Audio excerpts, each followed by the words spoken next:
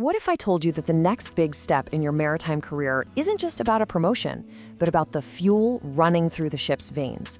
Dual fuel vessels are taking over the industry at an incredible pace, creating a massive opportunity. But here's the catch. This new tech comes with a brand new safety framework called the IGF Code. And if you're a deck officer, an engineer, or even a rating the safety duties, you absolutely have to understand what's coming. Okay, let's talk numbers for a second, because this is serious. By 2025, it's projected that dual fuel vessels will make up nearly half of all new ship orders worldwide.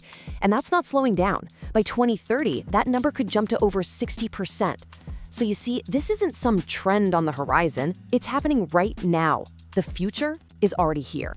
And look, to stay on top of a change this big, you need the right intel. So welcome back to the Mariner Pro. If you're serious about your career and want real practical maritime knowledge, you're in exactly the right place. Before we go any further, do me a quick favor. Hit that subscribe button, give this explainer a like, and share it with a colleague who needs to know this stuff. All right, let's get right into it. First things first, what in the world are we even talking about when we say dual fuel vessel? A dual fuel, or a DF vessel, is basically a ship with a very clever engine. It can run on two different kinds of fuel. It can use the conventional stuff, like heavy fuel oil or marine gas oil, but it can also switch over to newer, low-flashpoint alternatives. We're talking about things like LNG, methanol, or even ammonia. And that term, low-flashpoint, it just means the fuel can ignite at much lower temperatures. That's why they need special handling and a whole new set of safety rules. That flexibility is the name of the game. So, why the big push? Why is the entire industry making this massive, expensive shift? Well, the answer comes down to one word: regulations. You see, the International Maritime Organization, the IMO, has drawn a line in the sand with some really aggressive decarbonization targets. We're not talking small changes here. They're mandating a 40% cut in carbon intensity by 2030, with the massive goal of getting to net zero by 2050. Dual fuel engines are the industry's answer, giving companies the flexibility to actually meet these tough new rules. And if you want to get a sense of just how fast this is happening, get this. In 2024 alone, a record-breaking 169 brand new LNG dual-fuel vessels were delivered and put into service. These ships are being built and launched at a truly unprecedented rate. So, I've got a question for you all. Have you actually worked on a DF vessel yet? Or maybe you're making plans to get your IGF certification. Drop a comment below and let me know. I'm really interested to hear where you're at with this. Okay, so if you want to work on these next-generation ships, you have to know the rulebook, and that rulebook is the IGF Code. This is your gateway. Yeah, it's a bit of a mouthful. The IGF Code stands for the International Code of Safety for Ships Using Gases or Other Low-flashpoint Fuels. The key thing to know is that it became mandatory for all new ships way back on January 1st, 2017. This isn't optional, it's not a guideline, it's the law of the sea for these vessels. At its heart, the whole philosophy of the code is pretty simple. It's all about providing a clear international standard for how to design, install, control, and monitor these new fuel systems. And it all boils down to one goal: minimizing the risk to the ship, to you and the rest of the crew, and to the environment. And the code covers, well, pretty much everything. It lays out the standards for the ship's initial design and construction, how the equipment gets installed and monitored, all the safety systems and procedures, and, this is the big one for us, the training and certification for the crew. So let me make this crystal clear, because this is the most important part for your career.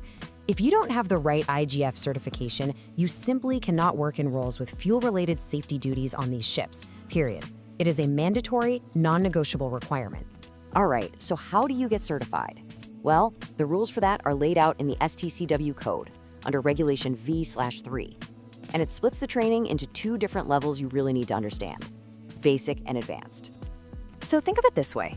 Basic training is for all seafarers who have specific safety duties connected to the fuel system. Think about your role during an emergency. Now, advanced training, that's for the people directly in charge. We're talking masters, engineer officers, and anyone who has immediate, hands-on responsibility for the fuel systems themselves. And if you're aiming for that advanced certificate, there's a clear path to follow. First, you absolutely have to complete the basic IGF course. That's a prerequisite, no skipping ahead. Then, you take the approved advanced course. After that, you need to get at least 1 month of sea time on a proper IGF-compliant vessel. and you have to take part in at least 3 bunkering operations. Now here is a pro tip, and this is a big one that could save you a ton of time. Most flag states and maritime authorities will actually let you replace 2 of those 3 required bunkering operations with training on an approved simulator. This can be a total game changer for getting your certification done way faster. Which leads me to my next question for you guys. What do you think is the tougher hurdle? Actually passing the advanced course itself, or getting that required sea time? And more specifically, the hands-on bunkering experience? I really want to know what you think. Let's get a discussion going in the comments. Okay, so let's do a real quick recap of what we've covered in part 1. Number 1, DF vessels are no longer the future, they are the new standard. 2, the IGF Code is the mandatory rulebook you have to know. 3, the STCW Code says you need either basic or advanced training, depending on your job. And 4, at the end of the day, your career growth in this new era hinges on getting certified. And that leads us perfectly into part 2. Because now that you know the what and the why, we're going to get into the part that really matters to your wallet and your future. We're talking about salary expectations, the actual market demand for certified crew, and a clear strategy to turn this requirement into your biggest career advantage. You are not going to want to miss this. Go ahead and click to watch part 2 right now. If you haven't already, make sure you're subscribed to The Mariner Pro for more guides just like this one. And one last thing, comment your rank below. That helps me tailor future content for exactly what you need. Thanks for watching, and I'll see you in part 2.